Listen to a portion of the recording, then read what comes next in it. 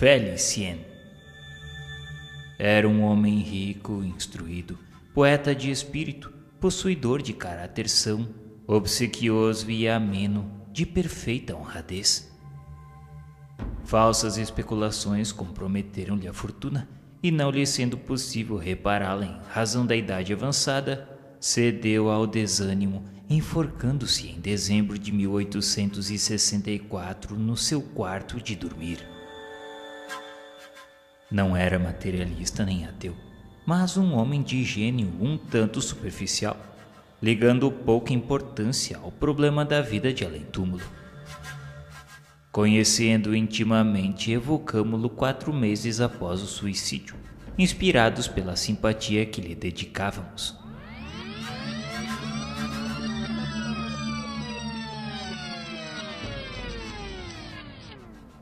Choro a terra na qual tive decepções, porém menores do que as experimentadas aqui. Eu que sonhava maravilhas, estou abaixo da realidade do meu ideal.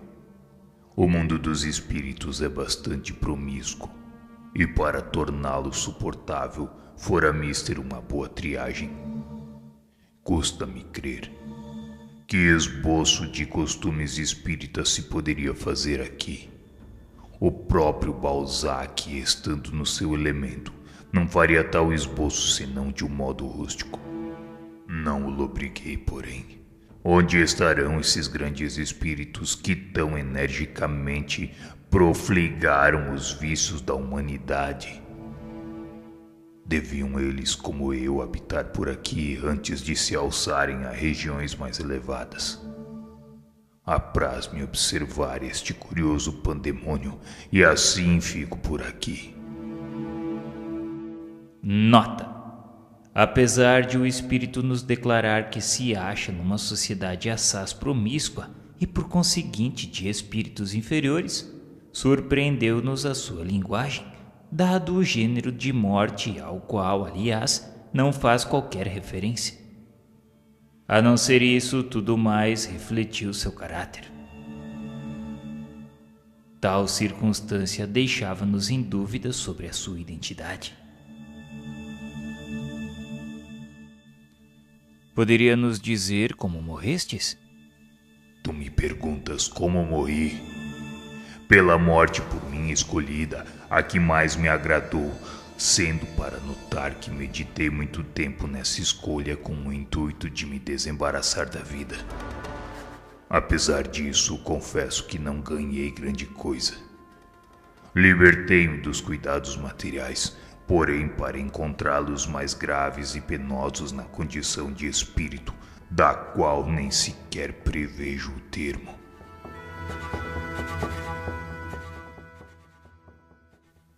Tal respostas, como já dissemos, deixava-nos em dúvida sobre a identidade do espírito. Perguntamos então ao guia do médium se o espírito em comunicação era efetivamente o de Felicien, pois a linguagem quase despreocupava, tornava-se suspeita em se tratando de um suicídio. O guia respondeu que sim, era ele mesmo. Entretanto, por um sentimento justificável na sua posição, ele não queria revelar ao médium o seu gênero de morte. Foi por essa razão que dissimulara a sua linguagem, acabando, no entanto, por confessá-lo, diante da pergunta direta que fizéramos, mas não sem angústias. O suicídio o faz sofrer muito, e por isso desvia o mais possível tudo o que recorde o seu fim funesto. A vossa desencarnação tanto mais nos comoveu, quanto lhe prevíamos as tristes consequências, além da estima e intimidade das nossas relações. Pessoalmente não me esqueci do quanto eres obsequioso e bom para comigo. Seria feliz se eu pudesse testemunhar-vos a minha gratidão, fazendo algo de útil para vós. Entretanto, eu não podia furtar-me de outro modo aos embaraços da minha posição material. Agora só tenho necessidade de preces. Orai principalmente para que me veja livre desses hórridos companheiros que aqui estão junto de mim, obsidiando-me com gritos, sorrisos e infernais motejos. Eles chamam-me de covarde e com razão, porque é uma extrema covardia renunciar à vida. É a quarta vez que sucumbo a essa provação, não obstante a formal promessa de não falir. Fatalidade. Ah, orai, meus amigos, que suplício o meu. Quanto sou desgraçado. Orando fazeis por mim mais que por vós pude fazer quando na terra. Mas a prova ante a qual fracassei tantas vezes, aí está retraçada, indelével diante de mim. É preciso tentá-la novamente em dado tempo. Terei forças, ó meu Deus.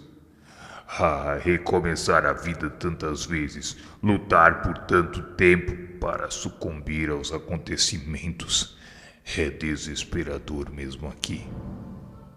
Eis porque tenho carência de força. Dizem que podemos obtê-la pela prece. Por isso lhes peço, orai por mim que eu quero orar também. Nota: este caso particular de suicídio, posto que realizado em circunstâncias vulgares, apresenta uma feição especial. Ele mostra-nos um espírito que sucumbiu muitas vezes à provação, que se renova a cada existência e que renovará até que ele tenha forças para resistir. Assim se confirma o fato de não haver proveito no sofrimento sempre que deixamos de atingir o fim da encarnação, sendo preciso recomeçá-la até que saiamos vitoriosos da campanha.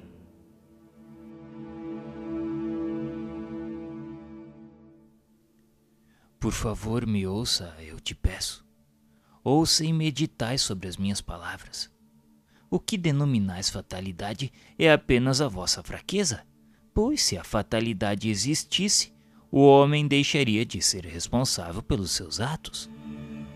O homem é sempre livre, e nessa liberdade está o seu maior e mais belo privilégio. Deus não quis fazer dele um autômato, obediente e cego. E se essa liberdade o torna falível, também o torna perfectível, sem o que somente pela perfeição poderá atingir a suprema felicidade. O orgulho somente pode levar o homem a atribuir ao destino as suas infelicidades terrenas, quando a verdade é que tais infelicidades promanam da sua própria incúria. Tendes disso um exemplo bem patente da vossa última encarnação, pois tinhais tudo que se fazia preciso à felicidade humana na terra: espírito, talento, fortuna, merecida consideração, nada de vícios ruinosos, mas ao contrário, apreciáveis qualidades. Como, no entanto, ficou tão comprometida a vossa posição? Unicamente pela vossa imprevidência. Haveis de convir que, agindo com mais prudência, contentando-vos com o muito que já vos coubera, antes que procurando aumentá-lo sem necessidade, a ruína não sobreviria. Não havia nisso nenhuma fatalidade, uma vez que podíeis ter evitado tal acontecimento. A vossa provação consistia no encadeamento de circunstâncias que vos deveriam dar, não a necessidade, mas a tentação do suicídio. Desgraçadamente, apesar do vosso talento e instrução, não soubestes dominar essas circunstâncias e sofreis agora as consequências da vossa fraqueza. Essa prova, tal como pressentis com razão, deve renovar-se ainda. Na vossa próxima encarnação, tereis de enfrentar acontecimentos que vos sugerirão a ideia do suicídio, e sempre assim acontecerá até que de todo tenhais triunfado. Longe de acusar a sorte, que é a vossa própria obra, admirai a bondade de Deus, que em vez de condenar irremissivelmente pela primeira falta, oferece sempre os meios de repará-la. Assim sofrereis, não eternamente, mas por tanto tempo quanto reincindires no erro. De vós depende no estado espiritual tomar a resolução bastante enérgica de manifestar a Deus um sincero arrependimento, solicitando instantemente o apoio dos bons espíritos. Voltareis então à terra, blindado na resistência a todas as tentações. Uma vez alcançada essa vitória, caminhareis na via da felicidade com mais rapidez, visto que, sob outros aspectos, o vosso progresso é já considerável. Como vedes, meu irmão, há ainda um passo a franquear, para o qual vos auxiliaremos com as nossas preces. Estas só serão improfícuas se nos não secundardes com os vossos esforços. Oh, obrigado. Obrigado por tão boas exortações. Delas tenho tanto maior necessidade quanto sou mais desgraçado do que demonstrava. Vou aproveitá-las, garanto, no reparo da próxima encarnação, durante a qual farei todo o possível por não sucumbir. Já me custa suportar o meio ignóbil do meu exílio. Meu nome foi Felicien.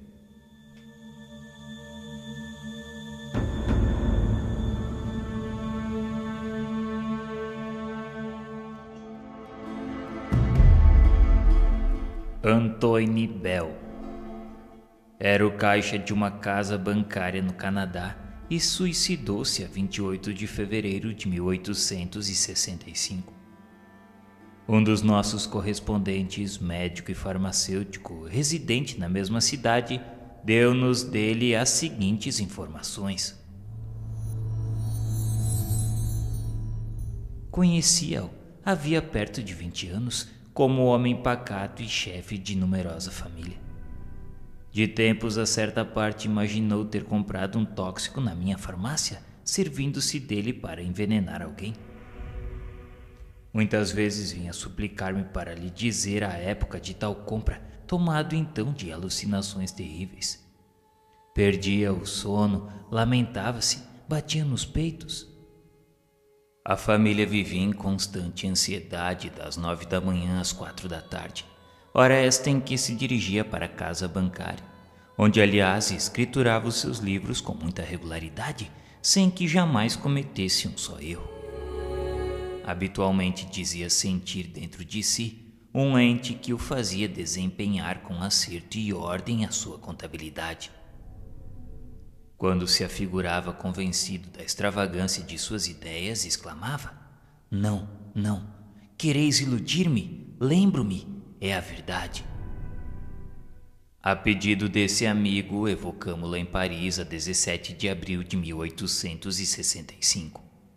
Nosso desejo era saber apenas qual a sua posição neste novo mundo em que se achava e também ser-lhe útil.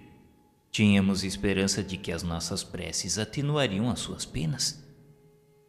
E então o pobre suicida falou que tudo confessaria, e se de alguma sorte fosse possível nossas preces lhe atenuar os sofrimentos, que eram muitos, pois sentia-se horrorizado pelo crime, seria-nos infinitamente grato. Ele afigurava-nos em boas condições, visto como o arrependimento já se implantara em seu coração, o que constituía-lhe um começo de reabilitação. Deus infinitamente misericordioso sempre tem piedade do pecador arrependido.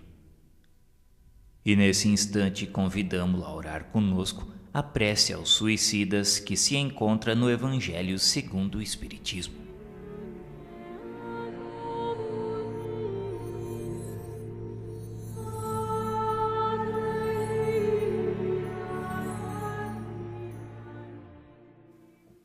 Sabemos, ó meu Deus, qual a sorte que espera os que violam a tua lei, abreviando voluntariamente seus dias. Mas também sabemos que infinita é a tua misericórdia. Digna-te, pois, de estendê-la sobre a alma desses nossos pobres irmãos. Que possam as nossas preces e a tua comiseração abrandar a acerbidade dos sofrimentos que eles estão experimentando, por não haver tido a coragem de aguardar o fim de suas provas.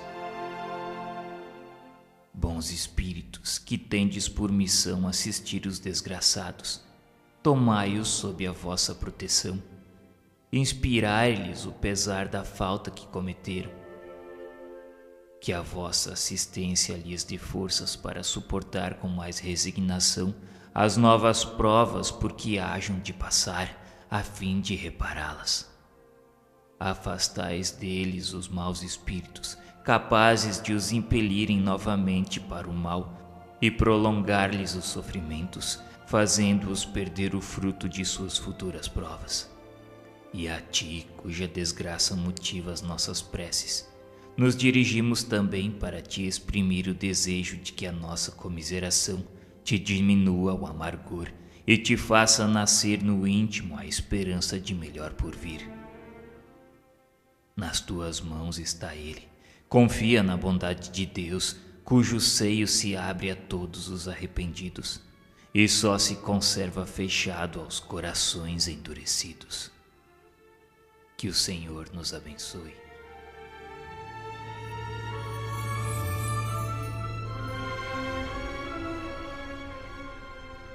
Depois da prece, pedimos então que tivesse a bondade de dizer-nos de quais crimes se reconhecia culpado.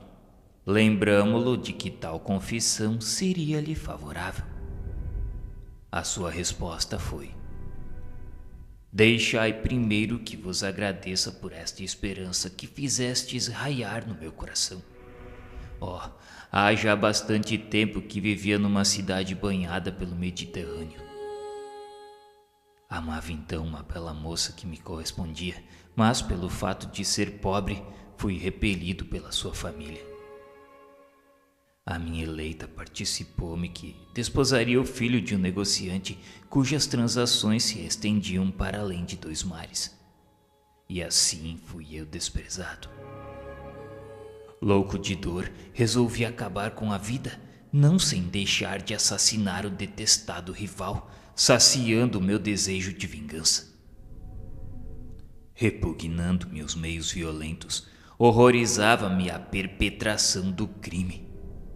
Porém, o meu ciúme é tudo sobrepujou. Na véspera do casamento, morria o meu rival envenenado pelo meio que me pareceu mais fácil. Eis como se explicam as reminiscências do passado. Sim, eu já reencarnei e preciso é que reencarne ainda. Oh, meu Deus, tende piedade das minhas lágrimas e da minha fraqueza.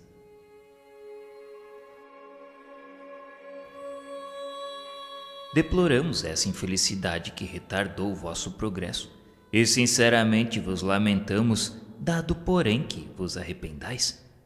Deus se compadecerá de vós. Dizei-nos se chegastes a executar o vosso projeto de suicídio. Não. E confesso para vergonha minha que a esperança se me desabrochou novamente no coração com o desejo de me aproveitar do crime já cometido. Traíram-me, porém, os remorsos e acabei por expiar no último suplício aquele meu desvario e enforquei-me. Na vossa última encarnação, tinhais a consciência do mal praticado na penúltima? Nos últimos anos somente. E eis como eu era bom por natureza, e depois de submetido como todos os homicidas ao tormento da visão perseverante da vítima que me perseguia qual vivo remorso, dela me descartei depois de muitos anos, pelo meu arrependimento e pelas minhas preces. Recomecei outra existência, a última, que atravessei calmo e tímido. Tinha em mim como que vaga intuição da minha inata fraqueza, bem como da culpa anterior, cuja lembrança em estado latente conservara. Mas um espírito obsessor e vingativo, que não era outro senão o pai da minha vítima, facilmente se apoderou de mim e fez reviver no meu coração, como em mágico espelho, as lembranças do passado. Alternadamente influenciado por ele e por meu guia que me protegia, eu era o envenenador e ao mesmo tempo o pai de família angariando pelo trabalho o sustento dos filhos. Fascinado por esse demônio obsessor, deixei-me arrastar para o suicídio.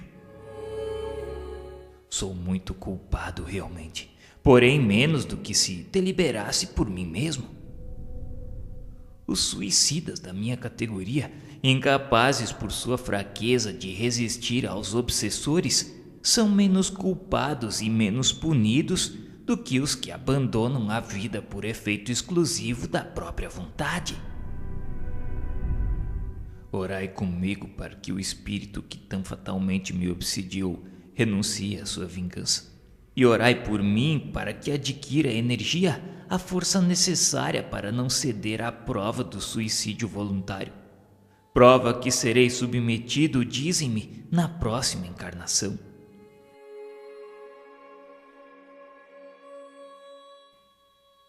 Nota: nesse instante, pedimos ao guia do médium se um espírito obsessor poderia realmente levar o obsidiado ao suicídio.